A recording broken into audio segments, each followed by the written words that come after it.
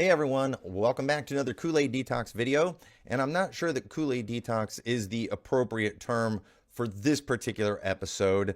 I think this one would probably be better to be called something like to just helping you pass the paint chips that you ate. Because I'm telling you, I've often used the analogy of paint eaters when talking about hardcore new IFBers, just because that was just always an image I had in my head of them, and that was kind of what I expected to see first time I went to Faithful Word. I just expected to see people eating paint chips off the wall because they just seemed so weird. And as I've said before, there was a lot of normal people there, but there were definitely some paint eaters. Now, we are to the point now where all they have left are paint eaters. And boy, this message right here is a perfect example of it.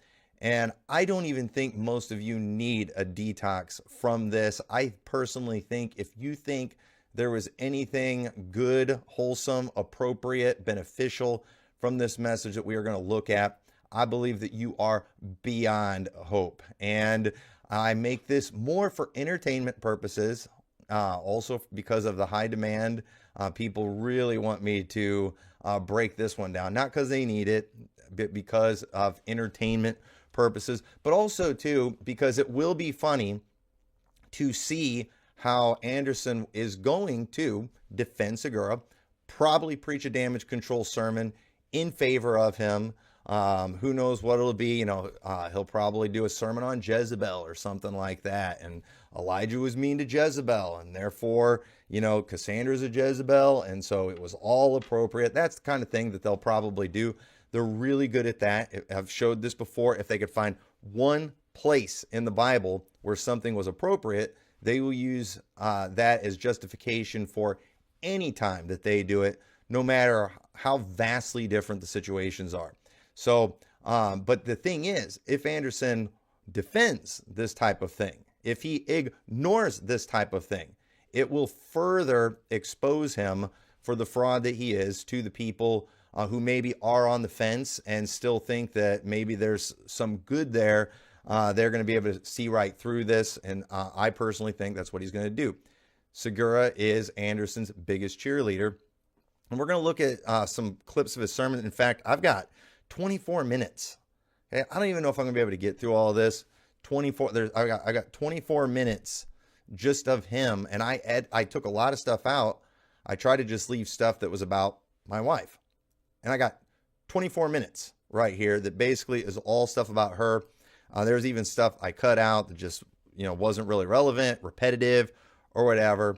But this was a damage control sermon. And another reason I don't even feel like I need to do these anymore is I've had people that are reaching out to me that are pointing out the manipulation tactics. They are calling these sermons what they are: damage control, gaslighting. And there have been lots of damage control sermons continuing to come from new IFB churches, even recently.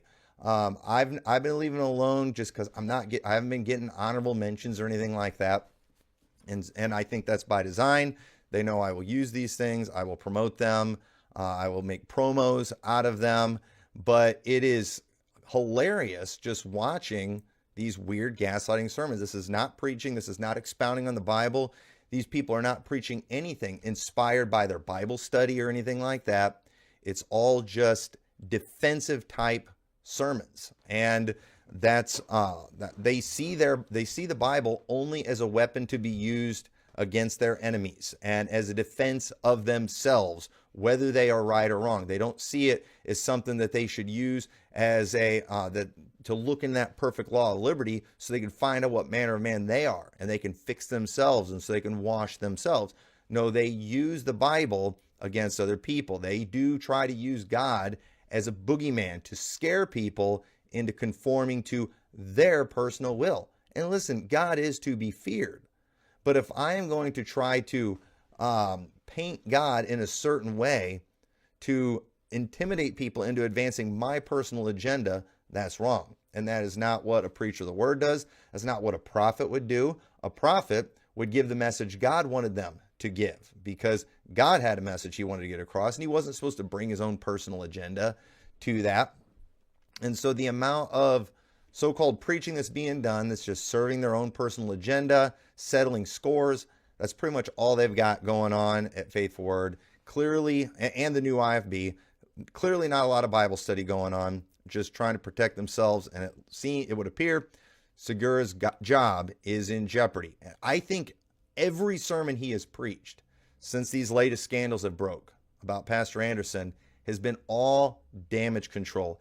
Even in the missions conference, he's doing damage control because it is clear from Segura's preaching, this man is not a student of the Bible. He does not know how to expound on the scriptures, but he does know how to rail. He does know how to do. He's not as good as Anderson at it when he tries to just expose other people and use other people's words against them. He's not near as good as Anderson at it, but he is attempting. He's trying his best to be just like his Papa Anderson. So let's go ahead and watch some of this, and we're just going to comment just for fun, and this will give me an opportunity to expose a lot of manipulation tactics. So here we go. So I kept reading. I am a 55-year-old liberal from San Francisco Bay Area that has worked for Apple Computer under Steve Jobs in the early 2000s.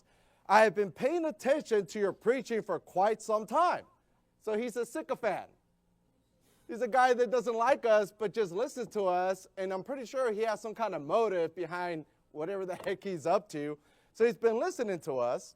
So he decides to email us, because I've been working here for, 7 years, maybe less, I don't know. But I never had this guy email before. But apparently he's been listening to us. He said, I will have to say that you remind me of Adolf Hitler. He's not talking about me, because I'm brown, all right? He's talking about Pastor Anderson. In case you haven't figured out who he's emailing, he's not emailing me. He's emailing Pastor Anderson. Okay, I wanted to show that part just to show how dumb Segura is, but also to show just how brainwashed he is. Okay, so first off, in the new IFB, they don't have a huge variety of insults, but they do like to put people into categories. They like using certain labels as a way to kind of cancel them out. They don't like to, their method of handling opposition is not proving them wrong and proving themselves right. It's putting a label on them that will cancel them. That way they don't have to deal with the actual argument or anything like that. And so sycophant is one that they like to talk about a lot. But I don't think Segura knows what a sycophant is. Because let me tell you something. He declares him a sycophant because he listens but doesn't like them. Okay, but first off, okay, a sycophant is going to, say nice things about you to try to gain some kind of advantage to deceive. But when they tell you, I've been listening to you, and I think you're like Hitler, that's not being a sycophant. Okay, so this guy is the worst sycophant ever. Okay, he was not trying to compliment them. He was just showing, I'm aware of who you are. I am aware of what you teach, and he wanted to tell him what he thought about him. That's not a sycophant, Segura. But Segura, because this person is opposition, like all new IFBers, he has been programmed to find a label for them. Like unsaved, like reprobate, like, whatever, bozo, sycophant. And so he just says these things, but he doesn't understand them. And you see that a lot with things Segura says, and I'm going to show some examples of this, where he says things, he repeats things he's heard Anderson say, but he does not understand these things. And so he is not an intelligent guy at all, and he reveals himself a lot in this. So I just thought that was funny, but his instincts put a label on him. Common label. He's not smart enough to come up with anything new or specific or even relevant. So he just picks sycophant because he listens, which is just like the most important thing in the new IFB, because it's all about the views. So let's go ahead and watch some more of what he says, because he's going to start getting to me and my wife. And why is my sermon called My Biggest Fear? Because I'm going to tell you what my biggest fear is. It ain't nuclear weapons. It ain't failing. It ain't whatever your fear is. My biggest fear for this year, my biggest fear is that I don't fear God enough. That's my biggest fear. I don't care about the persecution that you guys see online, which I don't even consider it persecution. No one's going to come kill you. Everybody's talking smack. People are still trying to destroy our church. McMurtry, Cassandra. They're still at it. Mocking us, mocking our pastor, talking smack. Not that I care, but when I go live on our live stream, hey, they pop up. So I'm like, what are these clowns doing now? Just mocking us, making fun of us. I don't know, maybe they're trying to just have people hate us. I don't know. But I'm not afraid of anything they're doing. I'm not afraid of that Andrew loser, whatever the heck that guy's doing. I'm not afraid of that guy loser. Is he married yet? Does he have a girl, or is he like reprobate now, or what's going on with that dude? But I'm going to tell you something. If I'm going to focus on something, I'm going to focus on fearing the Lord, on fearing God. Amen? All right.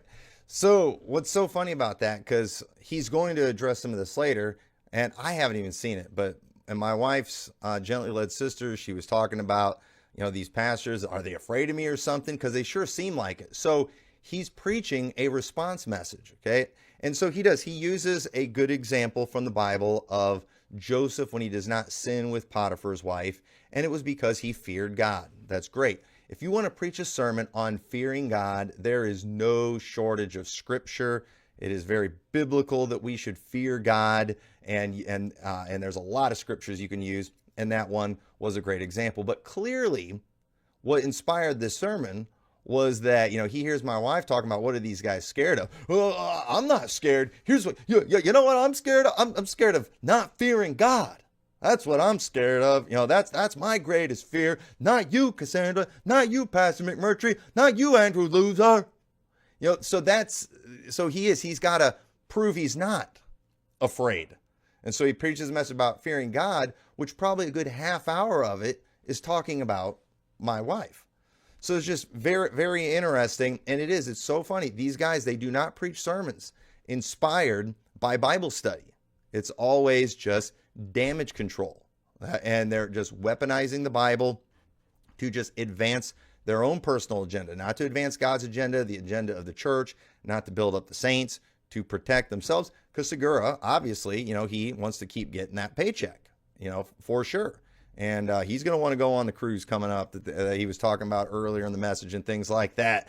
And if people keep waking up and not putting up with this garbage, then, he might lose his job. And so, of course, he's freaking out right now. And this is just a freak out message. And so, and he brings up Andrew Loza because, of course, Andrew Loza is putting out a lot of videos that obviously is having an impact. See, and that's what's so funny about this, because it's like, let's say if Aaron Thompson preached a sermon and he starts accusing me of being afraid of him. Okay, first off, that's so ridiculous that it would be like, I don't need to respond to that. If some little punk comes and is like, I think you're scared of me. It's like, okay, you brush it off, nothing. Okay. But if you have to prove you're not afraid, it shows that either maybe you are, or it is very clear that other people think that you probably are. And so again, with half the stuff these people bring up all the time, including the stuff in here, it's not even really necessary to respond to. But when you got to preach you got to use your pulpit time to address these things and explain why you're not scared of her. That's just really weird. And so you guys need to get a podcast or something where you can talk about the things you want to talk about, and you can use church for preaching the word. Okay. That's what I recommend you guys do. So this is just hilarious. And so when you have, it would be like, too, if Aaron Thompson started telling people he was smarter than me, it's like, okay, do I need to respond to that?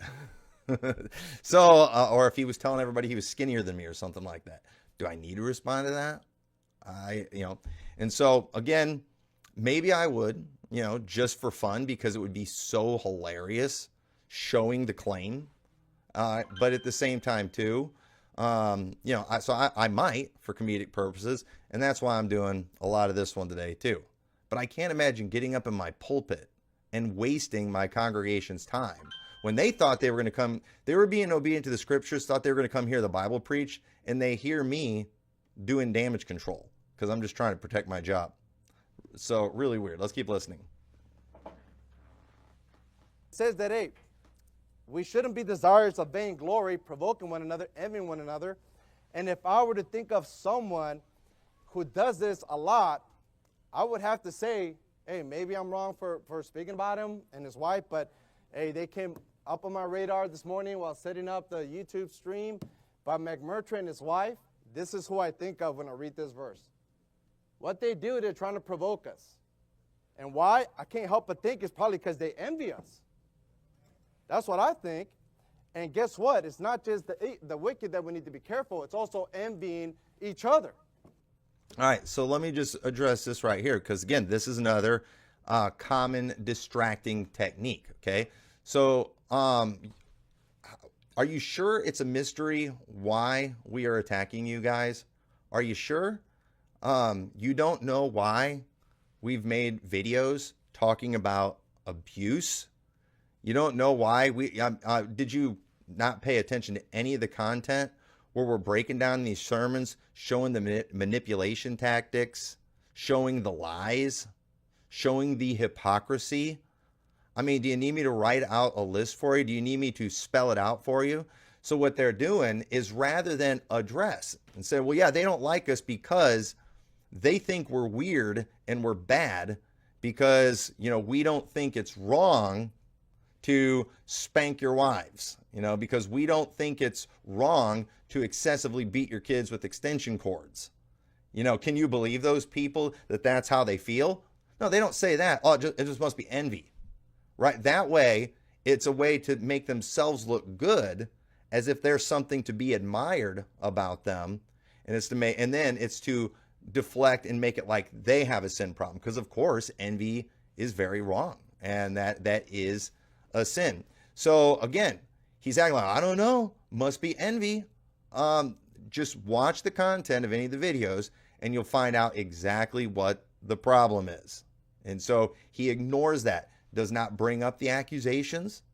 And we've all heard Anderson in the past, whenever he has been called a heretic for different things. He's made videos and he'll show the accusations, he'll show what they're saying, and he'll give the receipts showing where this is misrepresentation, where this is wrong, where this is a lie. They can't do it with this. What do they just keep doing? Saying envy. You know why? Because they are deflecting, because this is an area where they are guilty. This is an area where they are clearly wrong, so it's a deflection tactic. And so I will ignore the sin, and it must just be their problem. They've got an envy problem. But you can't display it. He even says, I don't know. That's what it must be. Well, let's talk about the actual accusations. Let's talk about the substance of the videos that you keep bringing up. So, they don't do that. That we need to be careful. If you start doing that, you don't have the fear of God, because that's what it says up here. Let not your heart envy sinners, but instead of envying people, be in the fear of the Lord. Not some of the day, all the day long. All the day long. And the fear of the Lord is the beginning of what? Wisdom. That's something you guys should know. But here's the thing. When I was listening to McMurtry just mocking and just making fun of us and just trying to provoke us to probably respond, who knows why he's doing it? I can't imagine that it's just him doing it out of a pure heart, out of a righteous heart. All I can tell you is that he's doing it probably out of envy. He probably sees something that pastor has and he wants that. He wants to basically make himself look good by making him look bad. Similar like a Bible character named Saul. Because I sometimes wondered, and I did wonder, and then the Bible revealed it to me right away. I was wondering, man, why are these people like constantly on us? Like, yeah, we talk about them, but it's mostly to correct them, to expose them. But it seems like, yeah. So again, Segura is not a smart guy, okay? So again, notice he uses the Saul, okay? Well, of course, that's an easy one because, good old Shelley preached a whole sermon, stay away from Saul. And that's what these guys do, okay? What they do, obviously, there is nothing even close to what I have done that compares to Saul, or that my wife has done compared to Jezebel or something like that. But what they will often do, they will accuse you of a sin that can be compared to a sin by a Bible villain. And then what they'll do, they preach a whole sermon on that Bible villain about how bad they are, and they keep going back and forth. Saul, Tommy, and they'll go back and forth like that, to where and then that way when he's talking about Saul and how bad he is, you'll think of me in the same way. And so he's not accusing me of everything Saul did, but he's accusing me of being like Saul, And then he'll go on and preach about how bad Saul was. And then now I'm throwing spears at my son. I'm trying to kill the man. I'm killing the man of God, David. I'm trying to do all these terrible things. I'm going and I'm seeing a witch. I'm going crazy. All this kind of stuff. So that's the kind of thing that they'll do. And again, sometimes there are good comparisons, but these guys, they'll give like the tiniest thing, and then they'll go to the most extreme problems these people have. Not just the one thing that could possibly be related. And so, he can't come up with his own thing, but he's like, yeah, we talk about them, but that's just to correct them. That's just to expose them. And so again, when they talk about us, they're just correcting and exposing. When we talk about them, we're mocking. Now, I do want to say in the video that he was referring to, that was mocking. Okay. And if you want to know my intentions on that, it was entertainment. It was for fun. And yes, it was funny. Everybody knows it was funny. I probably made fun of pre-tribbers. I definitely made fun of pre-tribbers more than post-tribbers. Obviously, I was mostly making fun of Pastor Anderson, not all post-tribbers. But pre-tribbers loved it. I got tons of good feedback from pre-tribbers. They thought it was funny because it was just that. It was funny. So that was my intention there. But again, just... it's so funny how you can do the exact same thing that they do, but then they will spin when they do it in this noble, righteous way. We're just correcting and exposing. When we do it, we're just mocking and slandering. So it's just the hypocrisy is off the charts, and everyone can see it who's not under severe influence of great amounts of Kool-Aid and who is not completely blocked up in their digestive system from enormous amounts of paint chips that they've eaten. So let's watch some more. I'm done with them. I barely even think about him. But then all of a sudden, I'm like, what the heck is he up to now? Another video that he made about us? It's like, what in the world? I barely even think about him. Of course, I talk about him in every sermon I preach, but I barely even think about him, even though I'm going to go into great detail about his facial features, his backside, and his wife, but I barely even think about him. And man, he remembered more stuff about the podcast that my wife did with Anderson and his wife than I do. And I watched it. And that's been offline for a long time just because, we've been embarrassed by our association with him. She took that down a long time ago. But Segura remembered a lot of details. He remembered more details about my wife's look back then than I do. This dude has me very concerned. And let me just say this too, and this is all I'm going to say about this. If there is any man on the planet that has no business talking about another man's wife, especially from the pulpit, it's this guy. That's all I'm going to say about that. This guy has no business talking about another man's wife from the pulpit. What's up with this guy? He took the time to make this video, edit it, play 3 different characters. And I'm thinking, man, what is up with this? Why is he our enemy continually? And then I read the Bible where it says that Saul became David's enemy continually. Why? Because he feared him. Because he feared him. And what does Proverbs 23:17 say? You become an envious person, and that's what happened with Saul. He started envying David. Look what they're saying about David. They're saying that I, killed thousands, but David killed 10,000s. So one way to figure out whether you're in the fear of the Lord or whether you're a person that fears God is, are you an envious person? Are you envying anyone? And from that point, it says that Saul became David's enemy continually because he feared him. So he was envious of him and he feared him. Instead of fearing the Lord, guess what he ended up doing? Fearing man. And that will make you a wicked person. And that'll make you a stupid person too. Because, hey, if you don't have the fear of the Lord, he's not going to bless you with wisdom. And so I'm like, all right, whatever. Since Mrs. McMurtry's video came up, I'm like, I'm cleaning the building. Let me listen to what she has to say. And so I did. I started listening to the last video she posted like 2 days ago. And she's crying about how people don't like her. And she's like, I don't know why these pastors in these churches are afraid of me. Well, I'm going to tell you one person who's not afraid of you. It's me. I don't worry about you. Okay, so, think about it. So this guy, he's got to preach a whole sermon about how his biggest fear is not fearing God enough. Okay. But yet he's going to spend most of it, even though there's an enormous amount of scriptures he could go to, he's going to spend most of it talking about my wife. And does anybody really think he was just randomly listening to her podcast? Was he just randomly listening to her podcast, or did he get word that maybe there was some stuff in there relevant to them? I hope he doesn't regularly listen to her. That'd be kind of weird. Said I haven't even listened to it yet. I mean, my wife on her podcast, it's very geared towards women, and the conversations are very female type conversations. It's just women a lot of times talking about female things. They talk like women, and it's not really stuff I'm that interested in. Sometimes she'll do an interview with somebody that I'm interested in the subject or whatever, but most of the time I don't watch, and I still haven't watched that particular episode.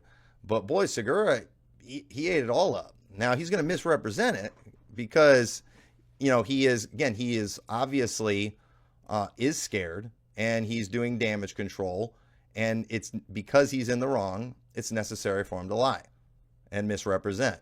So that's what he's going to do. But I'm picturing Chris Segura going around Faithful Word with a vacuum cleaner and headphones on, listening to Gently Led Sisters, probably wearing an apron too at the same time. That's just kind of what I picture as he's telling the story. So My biggest fear is not Cassandra McMurtry or Pastor McMurtry.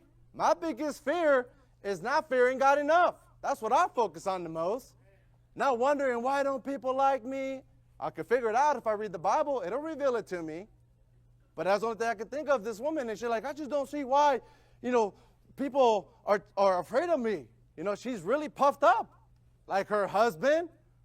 Like she thinks she's the star of the show. Like we're all like, man, she's like our enemy. She's like enemy number one or something. And then she's like wondering, no. She's getting a lot of pulpit time. In fact, it might be, and I mean, this would be interesting to do, but out of all of the new IFB enemies, all the people that have been calling out all the abuse and wickedness, it would be interesting if somebody went and figured out who got the most pulpit time. And I think after this sermon, she has me beat. I really do. I think she's got me beat in most pulpit time. I think more damage control has been done towards her. I mean, Mejia had pretty much a whole sermon directed at her. Shelley has done multiple sermons where great portions has been directed at her. And here's the point of what she was making while she was trying to do that. So first off, these clowns are saying that she's teaching people to disobey their husbands. So he feels confident saying that too, even though that's just not true. And there's people who watched the sermon, went and listened, and is like, yeah, that's not what he was saying. Okay. He's just lying. Okay. Just like, but it's okay.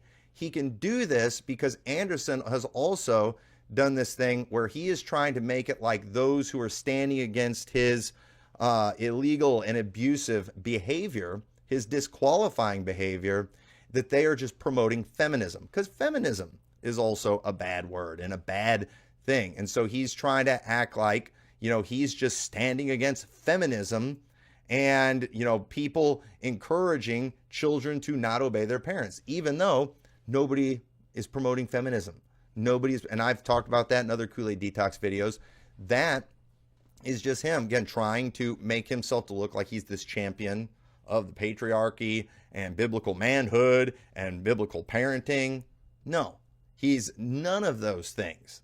Okay? He's a fraud and a fake with these things.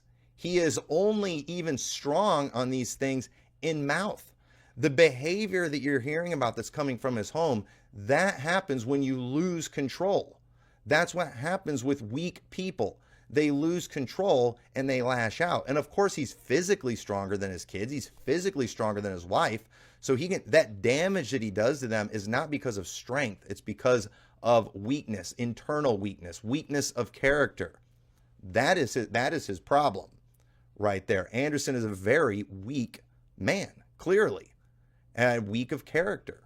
And so he's used his, intelligence. He has used his charisma. He has used his speaking abilities and his sensationalism to gain a following, and has succeeded in gaining a following.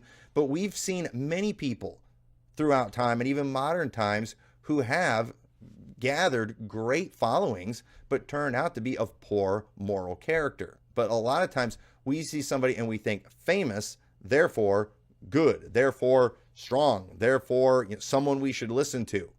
But no, that just means they succeeded in getting a following. If that's our metrics for success, then we should be looking to Hollywood. We should be looking to the music industry for leadership, because these people have even bigger followings. So we're talking about very weak people here. So these are all distractions.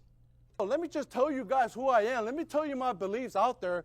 And then at the end, you guys decide whether I'm such a danger, to churches, that pastors are literally, and I don't know, but let me just make it clear. If there's a church out there that's telling people not to listen to Cassandra McMurtry, I don't think it's this one, because I never heard pastors say that to anybody. Okay, so first off, obviously these churches aren't, they don't want to look like a cult. So they're not going to get up in their church and say, do not listen to Gently Led Sisters.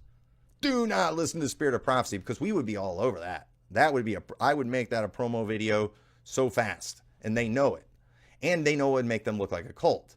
But what they'll do, they get up there and they rail on them. They get up there and they say all these things. And we have had several people that have reached out to us, contacted us, and these are the people she was referring to, and many women who have reached out to my wife and even apologized and talked about how they quit listening, not even so much because the pastor said don't listen from the pulpit, but the Kool-Aid drinkers within these churches were all talking about how bad she was, and they were kind of critical towards people if they would bring up watching her.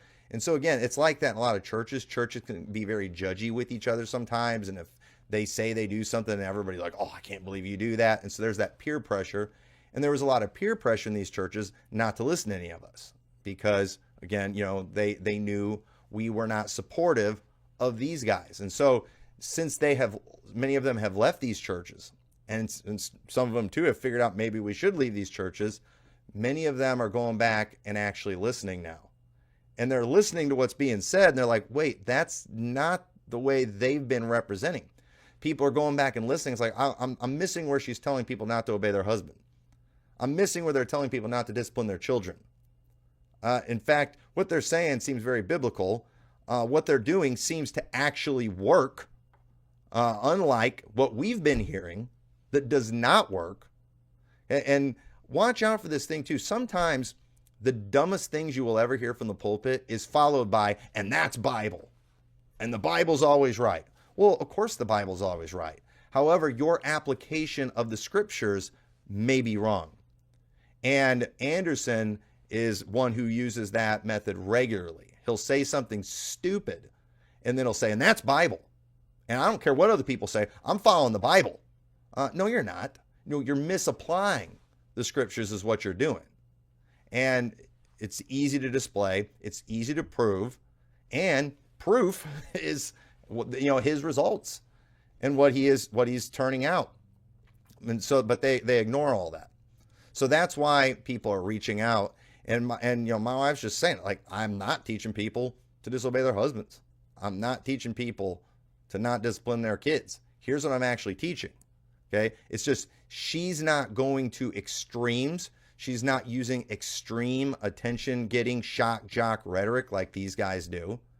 These guys, because they're frauds, they need to look like they're hardcore. So they always have to say the most extreme things. They always have to take the most extreme position on everything. Again, they are spiritual drag queens, is what they are. Okay, I'm talking about Anderson. I'm talking about guys like Shelley, Mejia. These guys are spiritual drag queens, and dudes, when they dress up like women, always overemphasize certain female characteristics. You know why? Because they're not really females, but they are trying to make themselves look like that, and they always go to huge extremes. And that's what these people are. They're drag queens, spiritually speaking, And so they're not balanced on anything. Those of us who are actually Christians and actually follow Christian principles, we're not extreme. We're not flamboyant. We're not just like, we're not just way out there on things. We're just the real thing is what we are. And so there's no extremes. There's no need for it. Okay. I'm a dude. I don't have to I don't have to overdo something to prove I actually am a dude. I make really no effort to prove I'm a dude. I'm myself. And because I'm a dude, it's very obvious. My wife, she doesn't have to go to extremes to prove she's a woman. She just is herself. And it's obvious what she is. But drag queens, they're the ones that do these weird extremes. And so understand, people, that's who you're following here. And if you think you need to do that, maybe it's just because you're not really a Christian. Maybe that's if you feel the need to go to these extremes. Maybe you need to ask God to help you actually change your heart. And then you can do things in just a normal, balanced, biblical way. So he's never said that to me, and I could care less if my wife wants to listen to Mrs. McMurtry. I think she's wasting her time. But I'm like, dang, babe, after you clean, after you cook, after you take care of the kids, after you take them to jiu-jitsu, if you got like enough time to waste and you want to just brain rot your brain or something, yeah, go ahead. Just want to just like relax and just let your brain go or whatever, like no real value. It's just. See, this is just him trying to prove my wife wrong. So I'm telling my wife she can't. If you want to rot your brain, if you want to waste your time, if you want to be completely worthless, yeah, go ahead. Yeah, is that really permission? Okay, because again, what wife that actually loves her husband wants her husband to think all these things about her? So again, this is ridiculous. No, he would not want his wife listening to my wife. That's all there is to it. It's kind of like, whatever, better than a worldly movie? Yeah, watch whatever she has to say. It was like, fine. He's like, you're going to probably get the same amount of wisdom out of it. So I started to listen, and I'm just like, is this woman like this insane in real life? Because, I listened to a video like a long time ago, and then from that point, I just stopped listening to this woman because she was full of flattery. And it was the video where she interviewed Okay, so flattery, all right? Flattery, that's another thing Anderson loves to talk about, flattery, okay? And Anderson, I've never seen a man eat up flattery like he does. Okay, he probably thought this was a great sermon. He thought Segura's missions conference sermon was a great sermon, even though it didn't have really anything to do with missions. It was all damage control for him. Or no, it wasn't the missions conference one. It was the one he did when he was in the nut house. Full damage control, trashing Anderson's kids, but Anderson thought it was a banger sermon. So just absolutely nuts. But here's the flattery, okay? Basically all she's doing is when they're answering questions, okay, and this is what happened. My wife had Jujana scheduled to be in the show, and then like Anderson just like showed up, and then it was just kind of very impromptu where they did like a couples episode. She'd done this with some of the other couples where she would ask them questions about them as couples, and they would talk, and and they would answer, and it's like, then he gives a couple examples of those. I don't even remember what they all were. And they were giving answers that apparently were similar to ones that we would give. And so because she was saying that was like us, that was flattery. But I love, he's going to say something about this that I agree with 100%. You got to hear this. This part made me feel good. Pastor and Mrs. Anderson starts asking him questions. And one of the things that she kept saying, and I brought this up to my wife, I'm like, Cassandra, I don't even know much about her, but this woman just is the most flattery. She just loves to flatter. And I literally told my wife, I bet you she's going to become our enemy down the road. Because this is what she kept saying. She kept asking questions, just almost like embarrassing questions. Like, these aren't appropriate questions. Like, which one of you guys is the most romantic one? Like, really? So inappropriate. She really wanted to know. It's, of course, at least they agreed. Ms. Anderson's like, oh, it's him, it's Pastor. And Pastor's like, yeah, that would be me. And she's like, oh, that's so cute. You guys are just like us. She kept saying it, just like us. Where's Kendrick Lamar when you need him? You're not like us. You're not like us. You're not like us. Do you remember that, Mrs. Anderson? Hate to put you on the spot. But if you think I'm lying, go watch it and waste your time. If you got time to kill, on the toilet or something. So that's the part that made me feel good. No, we aren't like them. We are not like them. Absolutely, absolutely not. Now, of course, we did not know these things about him. And of course, when my wife's asking these questions online, they're not just going to air out all their dirty laundry. But apparently, Segura has known that things are not as they appear a lot longer than we have. Because as they're answering these questions and is describing their marriage in a way that's very similar to our marriage, he knows, oh, that's not how it is. And that is frustrating, when somebody that you see them doing something like that and just being fake, that is annoying. And yes, Segura, 100% right. Their marriage is not like our marriage. But oh no, he's got the best marriage. Why? Because we get way more views than you guys do on Rumble. You stink at Rumble. No, you guys can't succeed. You don't get views. Therefore, your marriages are bad. His children are all running away from him. His children want nothing to do with him, but he's the best dad. Why? Because he gets way more views on parenting than you do. Yeah, your kids love you and are serving the Lord. But how many views do you get, McMurtry? How many views do you get, Cassandra? Not as many as Jujana, because she's the best. That's his thinking. Again, he is very new IFB. It's all about the clicks. It's all about the views. I mean, this guy is just a clown, and nothing will happen to him. Okay? Very inappropriate what's going to be coming. Nothing will happen to him. You know why? Because I'm here tempting Anderson to do something about it. So of course he's not going to let me tempt him into doing something. He's not going to let me intimidate him into actually dealing with his freak that's on staff, who has no business being on staff in a church with what's going on with their family issues and things like that. But at the same time, so he's not going to do that. So now, but that's fine. So don't give in to my temptation. Do the defense, do the damage control, and further expose yourself. Let Chris keep proving that you and your church is full of clowns and weirdos and paint eaters, where this kind of stuff passes off as preaching. Then you kind of want to see if I'm lying. You got time to kill. You want to watch something that's like whatever.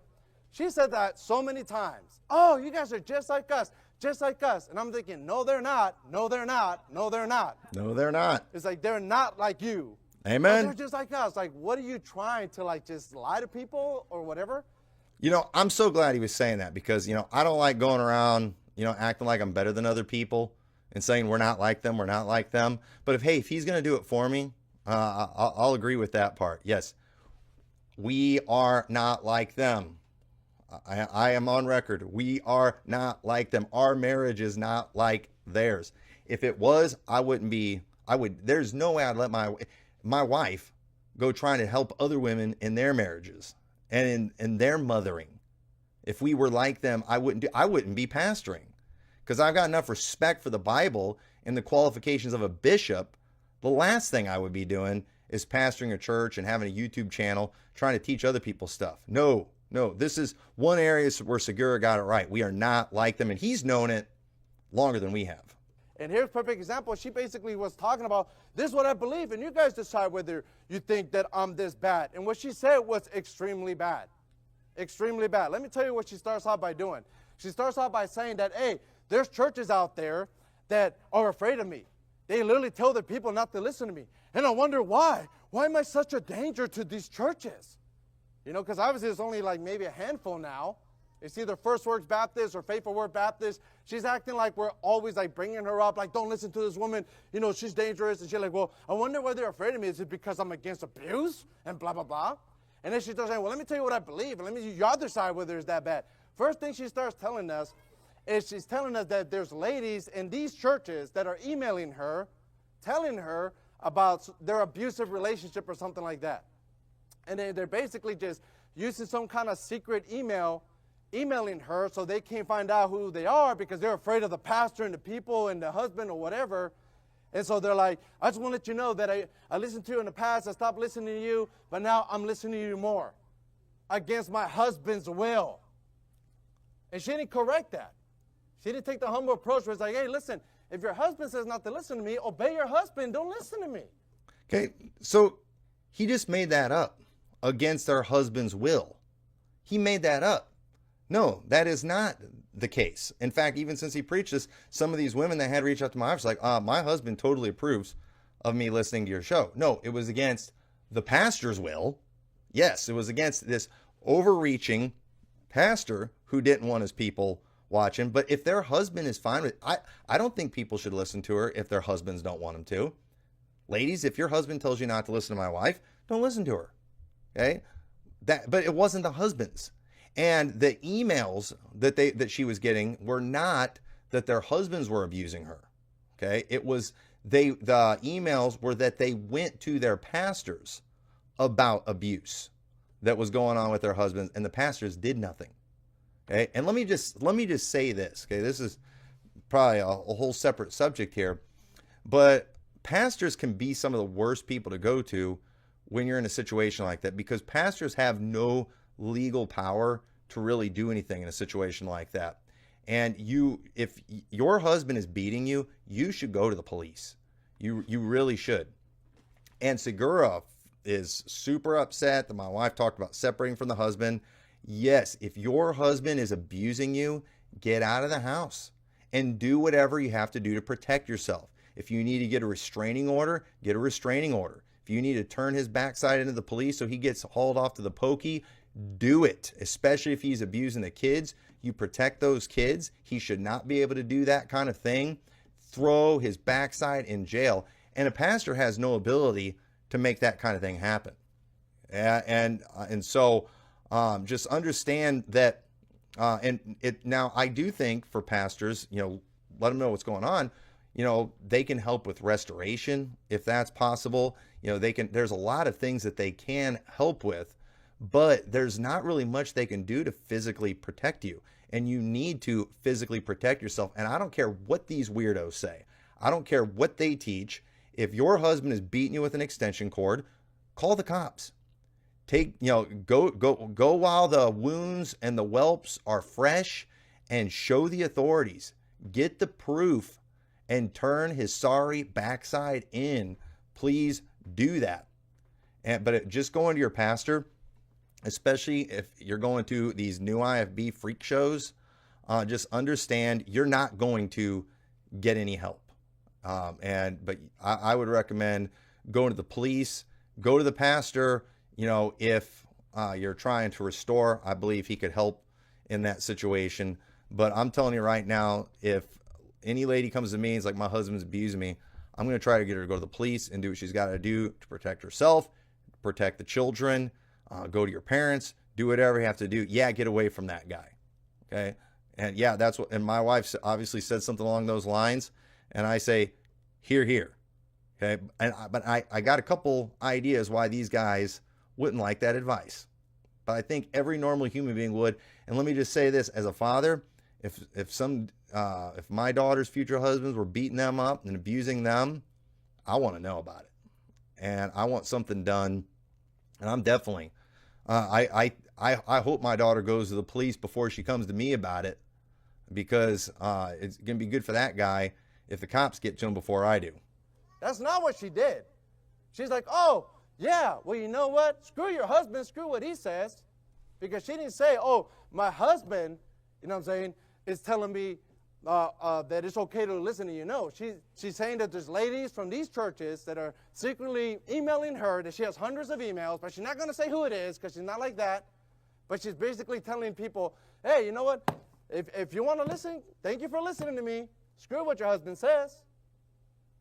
Because I'm telling you right now, it wasn't like, hey, me and my husband. That wasn't the case. But again, if your husband is abusing you, okay, emailing my wife isn't going to help much either. She's probably just going to tell you, call the police. But that wasn't even the case. That wasn't even the situation. But yeah, if your husband's beating you, don't ask his permission to reach out and get help. But don't go to my wife in that situation. She's not going to be able to protect you if that's what takes place. But that, again, he's misrepresenting because he needs her to be really bad. And these guys have no problem lying. And this is why people are contacting us on burner phones, because in the new IFB, again, one of the things is very common amongst new IFBers. They've burnt bridges with everybody. They've moved away from everyone they know. They've moved out to these churches. Everyone they know is in these churches, and these churches have control of their entire social lives. And they fear being preached at from the pulpit. They fear being marked. Folks, do not allow yourself to live in that type of fear and to be manipulated in that way. Just admit you're in a cult and get out. If they have that kind of power over you, if they're doing that kind of thing to you, just get out of there. We go to this church and we love listening to you, but we can't really tell anyone because we feel like they're going to persecute us. It wasn't like that. It's like, hey, I just want to let you know. No, that's what it was. That I used to listen to you. I stopped listening to you, but now I'm listening to you again. But I have to do it in secret because they keep telling me not to listen to you. Who's the they? Her husband? No, the pastors, not the husband, and not even always just the pastors. A lot of times it's just the real judgy people in the church who are also kind of like new IFB drag queens, where they're also not even the real thing, but they're trying to put on this hardcore new IFBer persona. And so they're always just going over the top on everything too. And everybody's a reprobate. A lot of times it's the social pressure within the church. Do you think that's right for her to do that? She didn't correct this woman. And you may think Brother Segura is not that bad. Okay, then the next one surprised me. I didn't realize that Cassandra is about birth control. I don't know if you guys knew about that.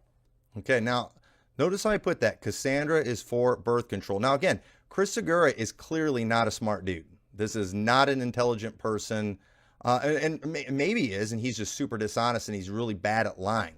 Okay, but this is just ridiculous because first off, when you say something like that, she's for birth control. Okay, well, you realize there's many types of birth control. In fact, Chris Segura also, by his own admission, this sermon practices birth control.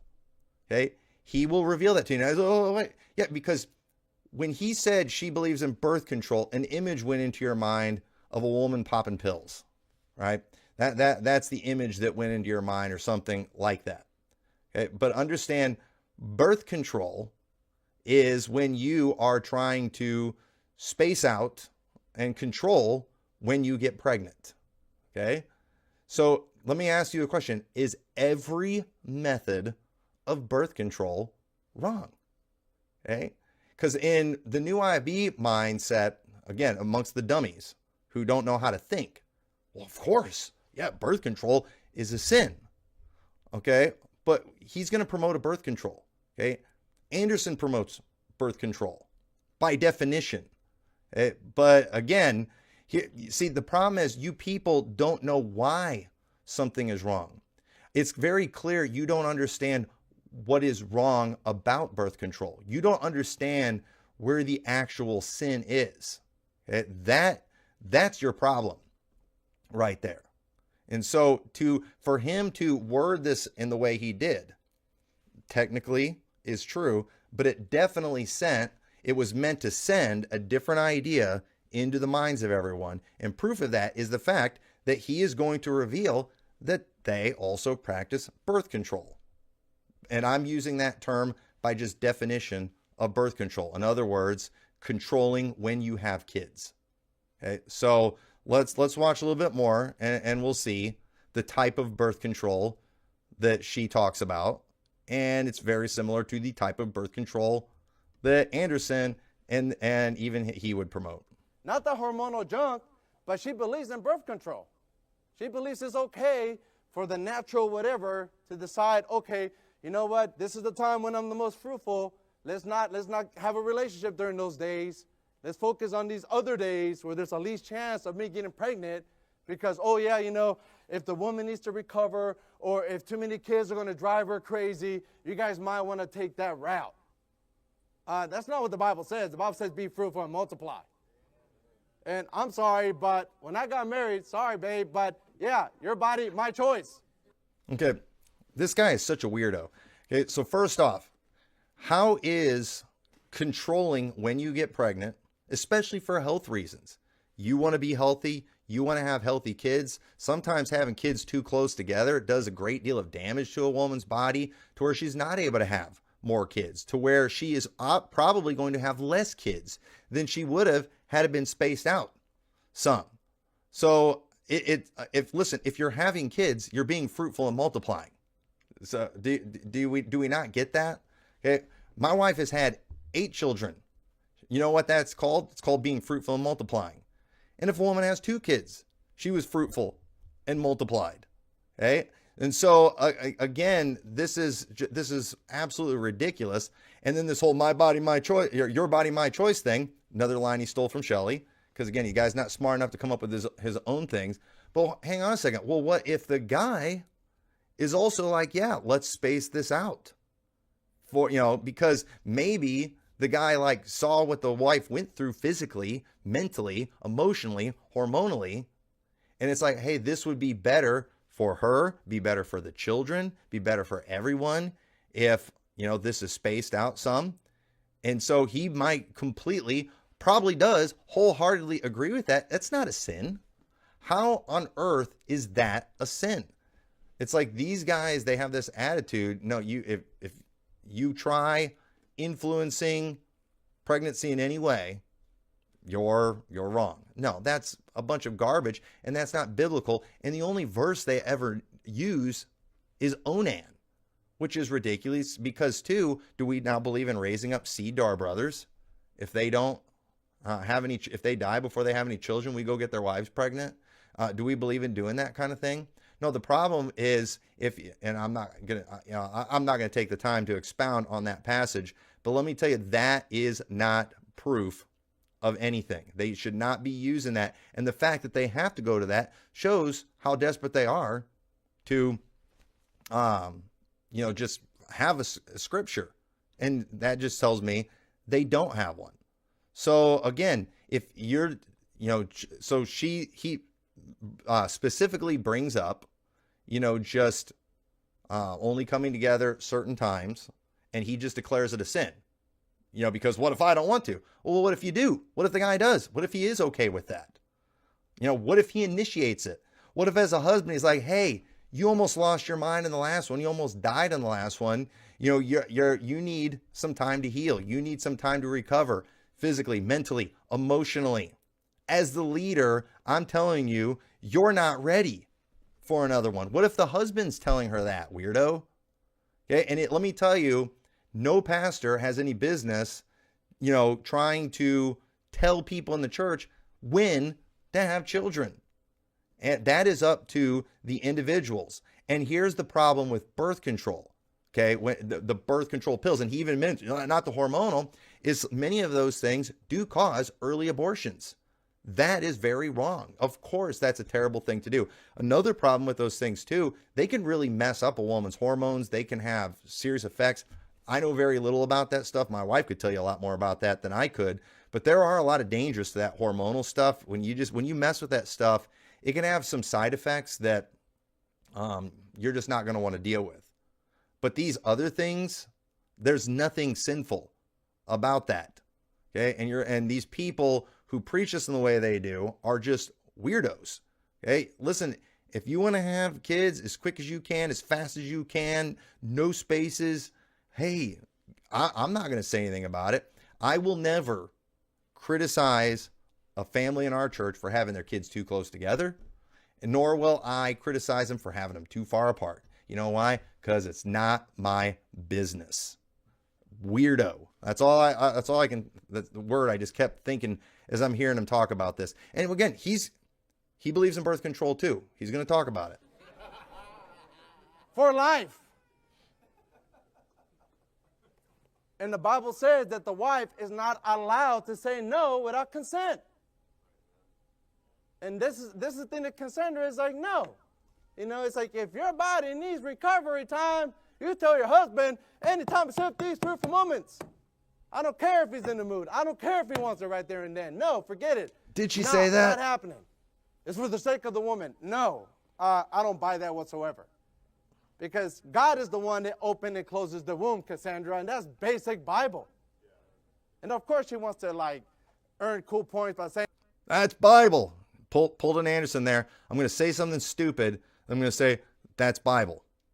Okay. Now listen, we all know what causes pregnancy. And yes, and the Lord is often very gracious, and he opens the womb and a woman is able to have children, but it's not like it's always this supernatural thing.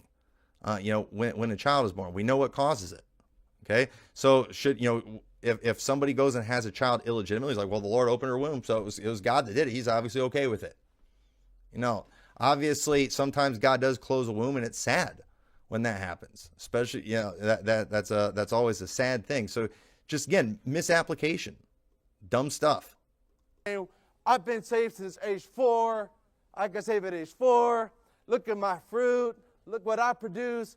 I'm someone you should listen to. When flat out she starts a little podcast by saying, hey, you want to listen to me? Who cares what your husband say? You listen to me, all right?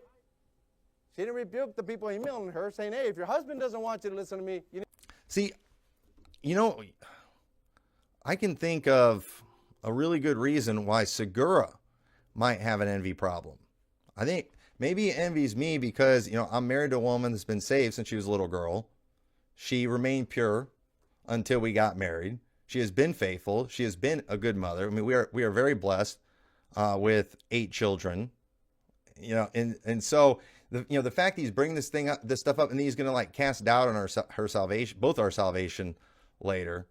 Again, there's just obviously clearly a lot of hatred in this guy's heart. And I could do the same thing. I think he is envious because, again, this is the last guy that should be talking about somebody else's wife. You need to do what your husband tells you. Plus, the Bible's out there. You really don't need me.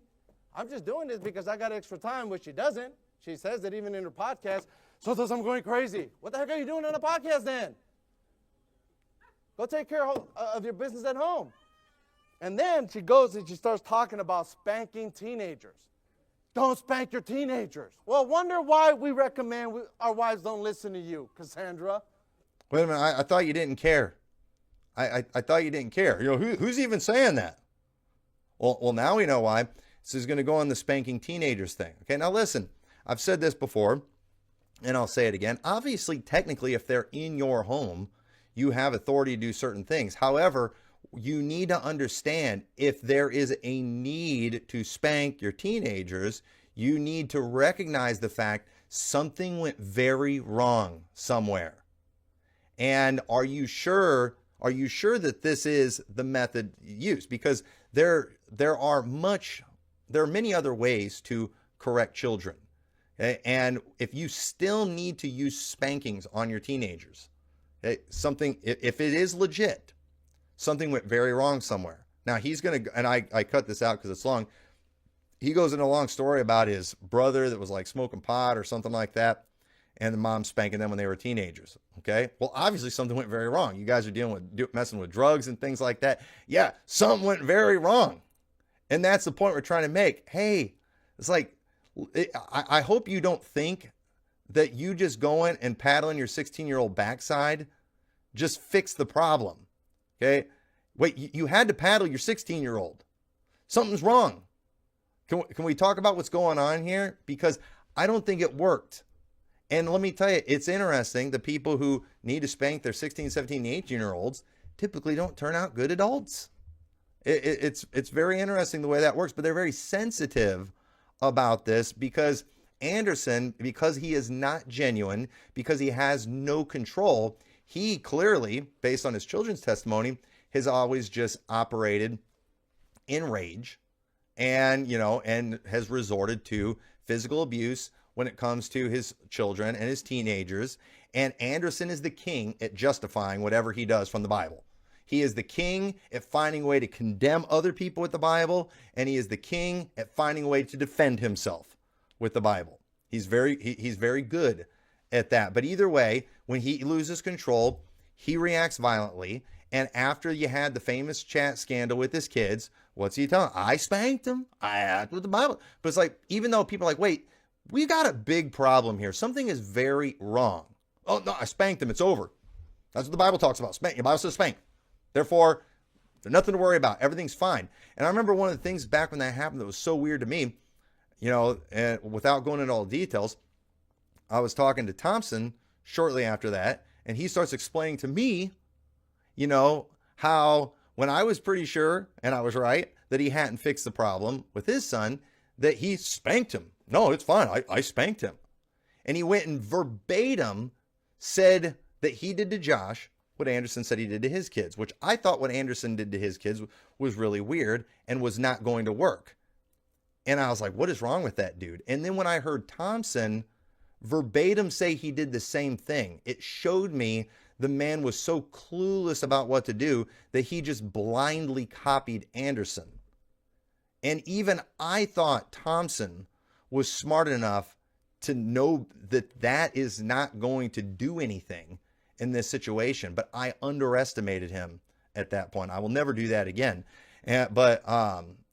So that's all these people know is spanking. So it's not about whether or not something is, if you are technically allowed to do something. We're just trying to let people know that, hey, when you've lost control, learn to recognize the signs and then get help.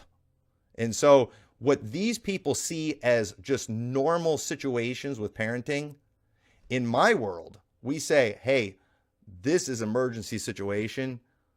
You guys need some serious help.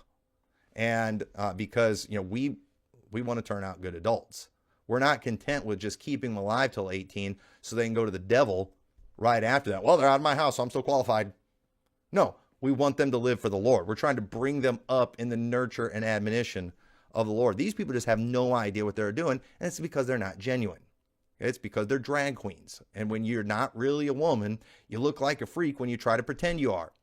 And when you're just not the real thing, okay, you look like a freak trying to pretend you're a real biblical Christian. And that's why these people look like freaks. Because you start out by telling our wives it's okay to disobey us. Just do it in secret. Because what I have to say is worth your husband finding out and being pissed at you for disobeying him because we're so scared of her and what she has to say. No, I don't care. Hey, I recommend you go listen to her latest video. Who's seen it so far? I recommend you all go listen to it and tell me if I'm crazy with the kind of crap that she's saying.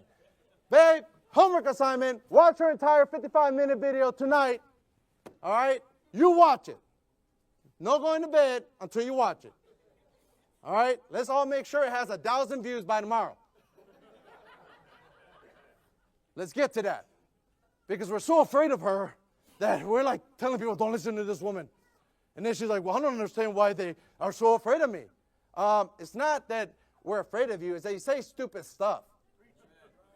You're literally starting out your video by telling us how many women are emailing you that, hey, they don't care if their husbands are telling them not to listen to you. They're going to listen to you secretly. Keep it up, girl. We support you, girl.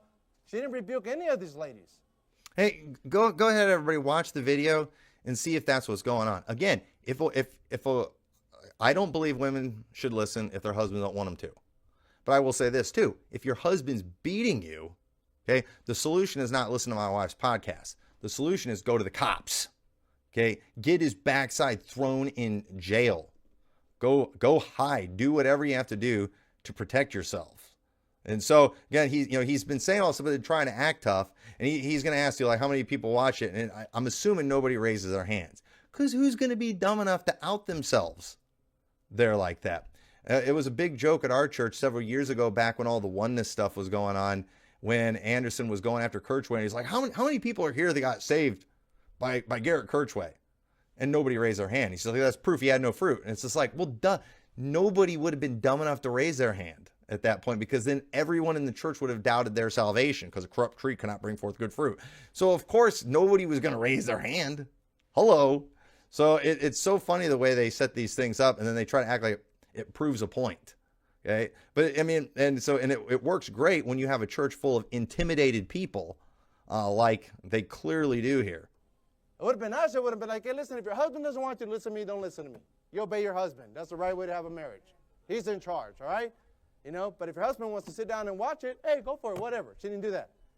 Second thing is like, oh, I believe in birth control, not the hormonal stuff, but this kind. This kind is okay. No kind is okay. And yeah, you can hear how my wife almost died. Listen, God knows your body better than anyone does, even yourself.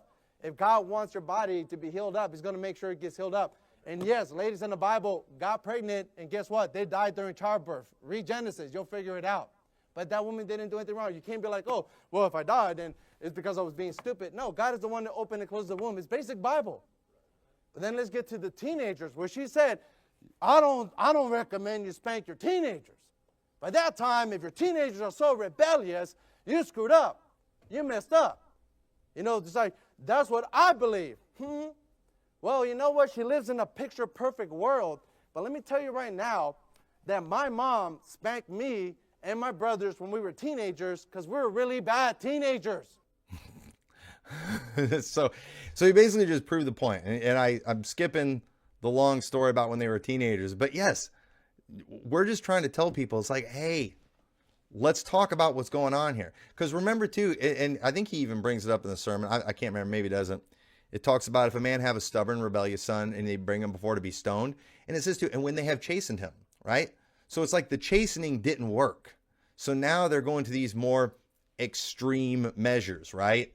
Before they're stoning him. Okay. And again, typically, if done right, the chastening works. You know, foolishness is bound in the heart of the child, but the rod of correction driveth it far from him. So again, it has to be properly administered. Okay. You have to chasten him B times. You have to do it early. If you're waiting till they're a teenager, chances are, you got to do it while there's hope. And so again, when, just the fact that you spank them, okay, that alone is not going to fix it. You must also time it right. You need to do it in a just way. You need to do it. Yeah, you need to do it early. There needs to be a consistency to it. There's a lot of things that go into parenting. There's a lot that goes into discipline. And at the end of the day, it's about being led of the Spirit. It's about just loving your children. And if you have those things, you'll know what to do. The problem is with a lot of your new IFB types is they're just very, because it's like they've got nothing in them. It's like they've got no, everything is just, they're like robots. And so it's just like spank them. That's all they know. And they just spank them, and it's like, how hard? You need, dial it up to a 7. All right. So, and then they do it. And, it's just like, most people just instinctively know because they love their children. But these people, it's questionable, okay? When a dude gets up in front of his entire congregation and gets on his knees in a weird way to do an imprecatory prayer against his children and his brother and stuff like that, I think something's missing inside that dude. I'm wondering about his conscience. Okay? It seems like there's no instincts with these people. And again, maybe it's because they're drag queens. Maybe that's what the problem is. But I think he's going to get to the part, hopefully I didn't skip it, where he talks about their birth control. Because he said all methods of birth control is bad. That's what he said. All methods of birth control is bad. And then he's going to go on and talk about his birth control. So hopefully I still have it in here. Let's watch some more. If not, I'll tell you what it is and you can go back and listen. Whole thing about like, yeah, you know what? If your husband doesn't want you to listen, you keep listening. Who are they to tell you not to listen? That's bad advice. That's teaching you're teaching her to be disobedient at the bare minimum. Second thing is birth control, regardless of what you feel. Hey, God opens and closes the womb. It's basic Bible. Hey, if your wife gets pregnant, don't worry about it. God will take care of it. I mean, she's like, oh, because I had 3 kids in 3 years. We had 3 kids in 3 years. Where's my son Chris? Over there. 17 years old. Where's Ace? 16 years old. Where's Sagan? 15 years old. My wife survived. She was fine, McMurtry. I don't know how old was the next one when it came out. Who's next? How old are you? 13, right? Okay, finally we figured it out. But it was from advice from Mrs. A, just to let you know. Because my wife wasn't breastfeeding. She was pumping. We didn't know until we heard it from her. Then we're like, whoa, I think this is what we're doing wrong. Next time, you know what to do. Guess what? 2 years after each one. Whoa, there it is. There it is. So he said we finally figured it out. Figured what out? Birth control. Okay, birth control through breastfeeding. Okay, and in the Anderson world, as long as you're breastfeeding like you're supposed to, you won't get pregnant. If you get pregnant, you weren't breastfeeding like you're supposed to. So their method of birth control is breastfeeding, and they'll do that in a way to space out the children, and they will continue nursing until they're ready to get pregnant again. You know what that's called? That's called birth control. By definition, you are trying to affect when you get pregnant. That is birth control. And it is. And is there anything sinful about it? Absolutely not. it's healthy, it's natural. It doesn't do any weird hormonal things. It's definitely not going to abort any babies or anything like that. That's all that's just one of many natural ways to space out your pregnancies. And if you want to do that to control those things, I'm all for that. And it's between you and your husband. I'm not going to tell you how often you have to do those things, but I would highly recommend that form of birth control over a lot of those hormonal things because of the side effects and things that come with it, especially too if it's possible that they can cause an abortion or something like that. Or I don't know all the terms for those things. You have to talk to my wife about that. But don't tell people that all birth control is bad and then get up and then promote birth control. And so he's like, yeah, the reason you just weren't doing it right. You were doing it wrong. Doing what wrong? Birth control. Okay, that's birth control, Segura. Okay, this guy is not, he's either very dishonest or he's not intelligent at all. So Cassandra doesn't want to confess that she must have done something wrong, but even if she didn't and that's what God wanted, worked out just fine. And in fact, it's even better. They're like jiu-jitsu partners. They help each other win medals all the time, amen? What if they're 2 years apart? Would have been a little more difficult. I'm glad that they're pretty close together. Maybe they're not, but I am. But that wouldn't have been possible if I listened to her. And they're like, well, if your wife doesn't really feel like having a kid, anytime soon, this is a way you can do it the Christian way. And don't even get me started. She believes in Christian separation. Christian separation, i.e., y'all need to separate. She lives there. She lives there. Well, you know what? Maybe I shouldn't say this. But listen, Mr. McMurtry, I don't know what world you're living in, but let me help you live in a real world. Yeah, telling these couples, whoever they are, Christian separation, oh, you're having a hard time, you guys need to separate. You know what? That may work for you, McMurtry, and you, Mrs. McMurtry, because Mrs. McMurtry, I don't know, in the back hills, wherever you're from, you're probably like an Alabama 7, but in the real world, you're probably like a 2 or 3 or 4. In other words, you're not that attractive. You're just not. All right, so first off, it's really weird how much he comments on her looks, okay? Second off, what's so interesting about this, and here's why I'm tempting Anderson to actually man it up and doing something about this clown and his behavior in the pulpit. Because one, the fact that I'm tempting him will make him more likely to expose himself by doubling down and defending this weirdo, okay? But again, when is it appropriate to just get up in your pulpit like that and then just go after a woman's appearance in that way? And this is what's funny about it, okay? And I don't want to be weird or anything right now. Listen, I'm not saying this just because she's my wife. But, folks, my wife is 44 years old and has had 8 children and is still very attractive. And I don't think that's just my opinion because I love her or something like that. I think that's just a fact, okay? And in fact, just the other day, we were at a restaurant and my son and his work, where he works, his boss took them all to that restaurant at the same time. And let's just say they saw his mom and they made my son very uncomfortable discussing how attractive his mom was. Okay, so again, I'm not just going to get on here and talk about my wife in that way, but that is hilarious that he's trying to rate her in this very low way, which is anybody who is heterosexual is going to know that that is ridiculous. And again, beauty's in the eye of a beholder, so maybe he's got weird taste or something like that. But no, okay, my wife, for sure, listen, a guy knows it when he's got a trophy wife, and I am very well aware of that, okay? And guys are often aware of the fact, insecure people don't like to admit it, but they also know when they've got one way above their league. And but me, even though I know she's way above my league, I am also a very secure individual. And so I'm not intimidated by that. I'm not bothered by that. I don't make her dress down, and I don't make her not wear makeup, or I don't. Some people who have attractive wives, they're very threatened by other people thinking she's attractive. And so they force them to look like they fell off the wagon of the Ingalls, from Little House on the Prairie or something like that. I don't need to do that with my wife because, again, I trust her too. So That's just ridiculous, the stuff he's saying. But I wonder how all the unattractive, less attractive women feel hearing him talk that way. Okay? I wonder how it would be if any preacher anywhere said anything like that about new IFB wives. If anybody talked that way about Zhujian or something like that. So this is one thing too that I think people are most shocked and offended by. And let me just say, members of Faithful Word, nothing will be done. Followers of new IFB, nothing will be done, because all things are okay if they are to advance the agenda of Anderson.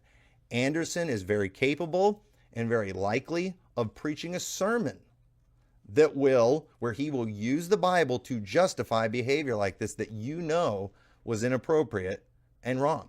He knows how to attack people with the Bible better than anybody, and how to defend himself or whoever he wants to defend with the Bible. But you know what you never see from Anderson, and you never will see from Anderson, is him actually submit to the Bible when it hurts him, when it's hard for him, when it's difficult.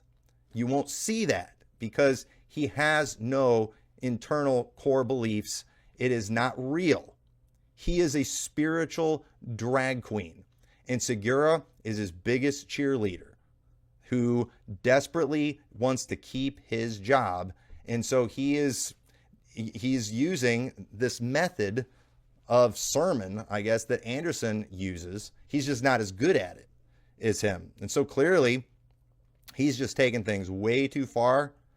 And honestly, it makes me uncomfortable. Listen to this guy get very specific about my wife. Obviously, him insulting her looks, that's just him trying to be, I'm insulted by that like I would be if you'd said like a "yo mama's so fat" joke to me. Okay, because first off, my mom is not fat, and you probably don't even know my mom. So I'm just going to see it as you trying to diss me. And so that's clearly what he's doing here, because again, anyone heterosexual is, can tell my wife is very attractive, and so it's just him trying to throw in insults because he has no substance. Okay, that's all there is to it. So let's go ahead and watch as he does some more. But this is part, he notices a lot of stuff about me too, which is really weird. Something's wrong with this couple. I'm just being honest with this woman. At least she fixed the eyebrows. Back in the day, they were like back here. She had like Red Sea. She had like the Red Sea parting her eyebrows. And when I saw that, I'm like, man, this woman looks whack. I don't even think she's in the right mind. And that plus the flattery is like, I don't think I'll ever listen to this woman ever again. I don't think he was used to seeing a woman in makeup. Maybe that freaked him out. Because I'm very secure. I've never had a problem with my wife looking really good. I am completely okay with that. A lot of insecure people, they force their wives to dress down. They don't want them looking attractive because they're so afraid somebody's going to steal her away or something like that. But I do. As attractive as my wife is, as scummy as guys are out there, I trust her. She's trying to preach the law, doesn't understand the law. But yeah, your husband with his booty chin and his old butt and his big old head, yeah, there ain't going to be too many girls going. I do have a big head, okay? My booty chin, I don't know if he's making fun of my dimple, and my old butt. Why is he noticing my rear end? Okay, Anderson, you know what your church is denigrated into? A guy talking about another dude's backside from your pulpit. That is the pulpit of Faithful Word. That is the new IFB. Okay, and now I do have a big head. I have a rather, it runs in the family. Tom the first, Tom the second, and Tom the third, we all have large heads. Okay, if I wear a ball cap, I've only got like 2 of those tabs together on there because I do have a large head. But what's so funny, he doesn't even talk about like the 2 things I'm most sensitive about. 2 things. It's like he goes after, like, I don't mind my chin, and I'm not really worried about my rear. I never see it because it's behind me. But I don't like my baldness. But I wonder why he's not talking about my baldness or my height. But I wish I was a few inches taller than I am. He doesn't bring those things up. And looking at his hairline, maybe that's why he didn't make fun of my hair. But that's usually if I get made fun of for anything physically, it's the hair and the height. After him, if y'all separate, but let me explain something to you. Not everyone's an Alabama 7. You understand what I'm saying? If some girl's good looking, let me tell you what's going to happen with this Christian separation. Pastor Mike Ray, the pastor of Hopewell Baptist Church in Napa Valley, had this issue where a young couple, they were having problems. They were young. They were having problems. But this was a good-looking couple. So guess what happened? They decided to try this Christian separation. You know what happened? All these dogs in his Baptist church started going after her, wanting to go so in with her, giving her a shoulder to cry. Guess what they were trying to do? They were trying to steal her because she was better looking than Mrs. McMurtry. That's what's going to happen in the real world. Now, I'm not going to make fun of Christians about things that they can change. If you notice, I'm not attacking anything that she can't change. God made her the way she is. God made her an Alabama 7. You know, that's what God wanted. So he like goes on mocking. I'm not going to mock. I'm not going to make fun of anything. But did you hear the laughing in the background? It wasn't as bad as the Spokane circus, but listen to those paint eaters eating up the paint. I mean, you would think they would, it's like only in New IFB churches is something like this where you have people laughing. This is like Steadfast, where they've got their pastor up there saying the F word and just the things that these people have to endure while going to church. It's amazing what you people are subjecting yourself to. But you know what? This is what happens too, like in the human trafficking world and the prostitution world. These people are so degraded. They have they're pimps and things. They've degraded these people so much. They have no respect for themselves. And so they continue to allow themselves to be subjected to all kinds of horrible things. And that's what it's like for people that are still in these churches. You guys have been just disrespected and denigrated so much. You have no value of yourself. But at least, think about the next generation. Think about your children. I understand the young single punks that just don't know anything and are there for the action. I get that. But people who are married and have children, the fact that you sit through this stuff, you're like that just abused and battered woman that's just like, why is she continuing to put up with that kind of stuff? But you have psychologically been messed with and spiritually messed with, and you're going to keep taking the abuse. You're going to keep taking this stuff. When Anderson does his damage control and figures out a way to use the Bible to defend stuff like this, you'll eat it up. You know why? Because you have to. In your mind, you think you have to, but you don't have to. Okay? Y'all just got some Stockholm syndrome or something going on. Booty Chain McMurtry, little manlet, with a body of a 13-year-old trying to act all tough and manly, just mouths off to people, because he knows that, hey, we fear God, and we're not going to knock him out if he were to say something in front of my face. We just keep it straight. All right, man, you're just talking, whatever. But you know darn well that if it weren't for the fear of God, he'd probably get in some physical altercations with a bunch of crazy individuals. Okay, so if I'm making videos, having fun, making fun, my wife's talking about stuff you guys disagree with, I deserve to get beat up for that, but you're too godly to do it. But you guys getting up in a pulpit, preaching in church, and rating somebody's wife, talking about a dude's backside, that is completely fine and completely appropriate and doesn't deserve a punch. It's so interesting the way you are about this stuff. If he were to talk to them the way he makes fun of other people. But at the end of the day, that's some serious bad advice. Christian separation, are you kidding me? Guess what happened in Napa? Pastor Mike Ray got so mad, he yelled at all the men during the service. He's like, and he pointed them out. He's like, you men trying to flirt with this young lady over here who's trying to fix her marriage, you know what? Shame on you. Shame on you. And he says, and if anybody ends up marrying this woman, I'm telling you, the day you die, I'm going to do your funeral, and I'm going to spit in your grave. That's what he said to these guys that were trying to hit on this lady that was doing Christian separation. What is that? No. Y'all need to talk if there's problems. That's the best way to fix it. Communication, get it going. The worst thing is separating, especially if your wife is good looking. Guess what's going to happen? Pharaoh's going to come get her. Okay, again, the separation is to physically protect yourself. That's it. Physically protect yourself. Okay, if your husband is hurting you, if your husband too has been sleeping around, is in danger of passing some disease or something, you don't have to put up with that kind of junk, ladies. Don't put up with it. Don't listen to these weird freaks and just allow that kind of thing in your home. And don't allow your kids to be molested, your children to be hurt and abused. You don't have to do that. We have laws that will protect you from that stuff. Get away, get restraining orders, and get that dude's backside thrown in jail. And you better hope that God steps in and he causes Pharaoh to give her back without even ever touching her. More bad advice from Mr. McMurtry. Hey, you want to listen to me? You go ahead and do so. Who are they to tell you what to do? Hey, you know what? You want to spank your teenagers? Bad idea. Don't spank your teenagers. You know what? You don't want to have a baby soon because you just don't feel like you're in the best shape possible, whatever the case may be. You know what? There's ways to do it, Christian style. You having problems in your marriage? Y'all may have to do Christian separation. Stupid idea after stupid idea after stupid idea. And then she wonders, why do Christians hate me? Why do these churches hate me? We don't hate you, Mrs. McMurtry. We hate what you say. Because I'll give you the benefit of the doubt that you're saved, that you got saved at age 4 or whatever. I'll give your husband the benefit of the doubt that he's saved, he's just an idiot. But I'm going to tell you right now, I do doubt your guys' salvation. I just do. You guys.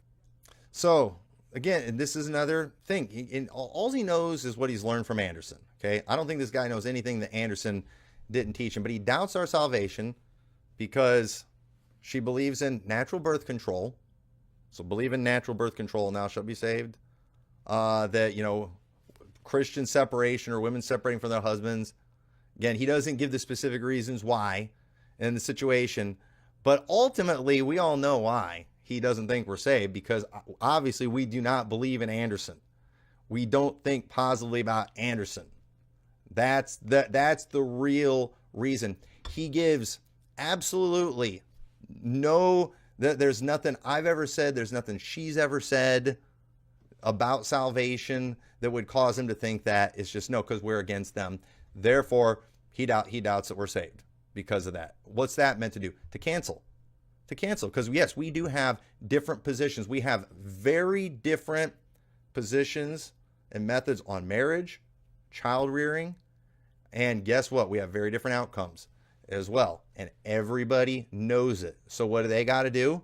They got to get you looking away from the facts, and they just got to tell you what we're doing is Bible, what we're saying is Bible, and they're probably not even saved.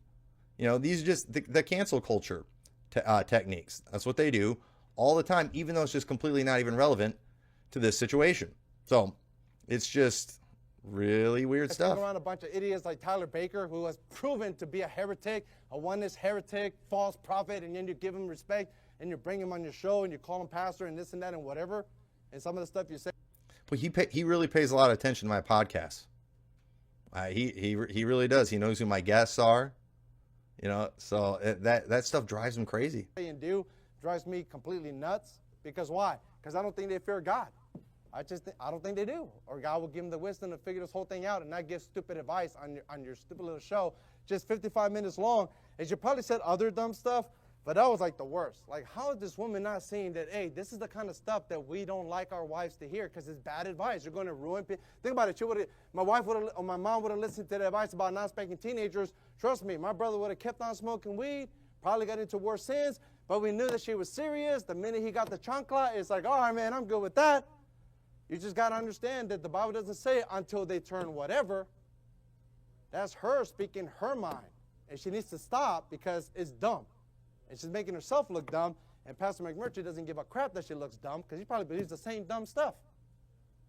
So we're doing our best to teach you guys believe the same what stuff. The truth is. But at the end of the day, how do you know if you're fearing God? Here's how. The fear of the Lord is to hate evil, pride, arrogancy, and the evil way, and a froward mouth. What's a froward mouth? A disobedient mouth.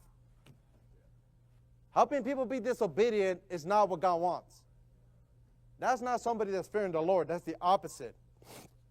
She wants to be smart. Hey, counsel is mine, sound wisdom. I am understanding. I have strength. But me, kings reign, princes decree justice. But me, princes rule, nobles, even all the judges. I love them that love me, and those that seek me early shall find me. I don't believe these people are seeking God early at all. Just listen to how it starts her video. She's very prideful. She's very arrogant. And these 6 things does the Lord hate. Yea, 7 abomination. Proud look, a lying tongue, hands that shed innocent blood, a heart that devises wicked imaginations, feet that be swift to run into mischief, a false witness that speaketh lies, and he that soweth discord among brethren. If anything, we don't like your show, Mrs. McMurtry, because you guys are constantly, like it says right there, sowing discord among brethren. Why else let your husband make that stupid video mocking our pastor? So, but what you're doing right here is not sowing discord, you know. But what we do is sowing discord. And why would you let your husband? First off, my wife does not tell me what I can do on videos. And second off, can you imagine if she did? You guys would have a field day with that. But second off, when it came to that particular video, I didn't even tell her I was doing it. She was gone, I was at the church here, and I had some extra time. I was like, and I had the idea, and I thought I'm gonna make this video, and I made it, and I sent it to her, and she was shocked because she had no idea I was gonna do it. She thought it was hilarious, and but yeah, so she didn't let me because I didn't ask her. Interestingly enough. And then she's like, even for the haters, y'all got to admit this is funny. It ain't funny whatsoever. It's not funny when you're making fun of the greatest man alive. It's not funny at all. I doubt you're saved. You're blaspheming Anderson. There's no way you're saved. Making it seem like Pastor Anderson cannot get along with pre-tribbers. If you guys don't know what I'm talking about. He can't get along with post-tribbers. Stupid little Spirit of Prophecy video. He made a video just mocking our pastor for about 15 minutes. And she thinks that we think it's funny, that is not funny. Not even close. And besides that, it is what it is. Maybe I said too much. I don't know. But at the end of the day, hey, we don't fear you, Mrs. McMurtry, just to let you know. We just don't. If I fear anything, it's the fact that I may not fear God enough, and I need to fear him as much as I can. Why? Once again, to help me do hard things when they come across my path. 2, because I want to be used big by God. 3, because guess what? It is what it is. You have to be a person that fears God if you want to be blessed. And obviously, number 4, in case you didn't figure out, hey, God does not want us to just take sin lightly. It just doesn't. And if you read your Bible, you don't need to watch dumb podcast videos by women that don't know what they're talking about. Let's pray. All right, so there you have it, folks. Major damage control. The beginning, he references my wife. At the end, he does, because obviously these people, they do fear her influence very much, because she has a message that is very different than theirs when it comes to being a wife and parenting. Yes, we are very different from the new IFB when it comes to these things. And we have very different results, and we have a very different method. No doubt about that. But these people understand, you've got my wife that is an example of a Christian woman, and then you've got the new IFB that is like the Bruce Jenner of Christian women. Okay? You know, Bruce Jenner is like this conservative Republican now that Fox News will interview and stuff like that. And it's just like, no, that's not a woman. Okay? And what these people are promoting is not Christianity. It's not a Christian home. It's not Christian child rearing. It has similarities. It has, but it takes certain features and they just go to extremes. And one of the features of biblical parenting is corporal punishment. But what they do, they take it to an extreme. Just like there's certain physical features that are more notable on women. And so what do drag queens do? They go crazy with that stuff. And that's what the new IFB does. Christian home, male leadership. These guys, they just go to a massive extreme to try to accentuate those specific characteristics. And it's because they're fake. It's because they're not real. And so if this video helped you with anything, hopefully you were smart enough that you were able to see right through all the junk that came from Segura. But I highlight this for two reasons. One is a way to illustrate what these people are. They're spiritual drag queens. They're not the real thing. But then two, to just show the complete hypocrisy and just how out of control things are at Faithful Word and the new IFB, that this type of behavior can go on and nothing will happen. It's going to be the same thing like at Steadfast. When Shelly's using the F word from the pulpit, nothing. He can get up in his church, and we all heard the secret recorded meeting, where he's saying one thing, and then the next day after he gets in trouble with Anderson, he's changing everything on it. This guy, these people continue getting away with stuff. It doesn't matter that they have no accountability when it comes to the finances. And I'm hearing some stories about how they do their financial reports in the church. I don't know how you people put up with this stuff. Just like I don't understand, why people in abusive relationships put up with the things that they do. But I think a lot of it is isolation. A lot of it is fear. And they've been deceived. Abusive men, they make their wives think they have no place they can go. There's no place they can hide from them. And in fear, they stay in horribly abusive situations. And that's where a lot of people are right now. And a lot of you are scared right now of being found out. You're afraid to find out, or for your pastor to find out that your wife listens to Gently Led Sisters and things like that. You're afraid of him finding out that you don't approve of this wicked behavior that is taking place in new IFB churches, because you will get called out from the pulpit. You'll get slandered. And if you've ever had to counsel with your pastor and you've talked about personal problems, you know that he will air those things from the pulpit. He will talk about them publicly. They will use whatever they can against you. That's the situation you're in. And so if you're somebody too, you've thought about going to one of these churches, I would think again. It's not worth it. Okay? I would rather listen to a pre-tribber than put up with this kind of nonsense. But you guys are going to continue to just degrade yourself, degrade your people. You're going to keep stooping lower and lower and lower. And, your folly is just being manifest. We all have found out. We all know what you really are. And guess what, folks? Doesn't matter how many Kool-Aid detox videos I do. It's just going to keep getting worse. They're going to keep getting worse because it's what they are. Mark the new IFB and anyone left in it as spiritual drag queens. Thank you for watching.